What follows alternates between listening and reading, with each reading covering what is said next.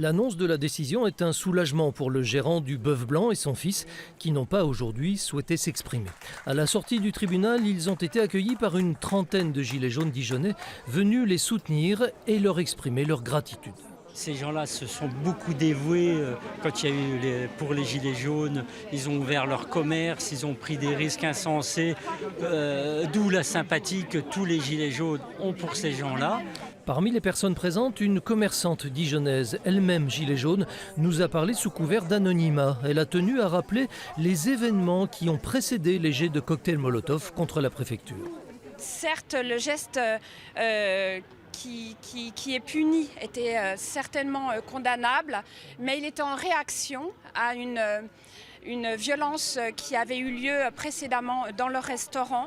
Nous sommes le 30 mars 2019, acte 20 des Gilets jaunes. Au cours de la manifestation, un adolescent a jeté des œufs sur les policiers. Ceux-ci le poursuivent jusqu'au restaurant Le Bœuf Blanc, dans lequel il pénètre, comme le montrent ces images. Ce qui se passe à l'intérieur ensuite n'a pas été filmé. Une fois les policiers retirés, on constate les dégâts. En urgence, faut des médics au Bœuf Blanc, il y a un malaise.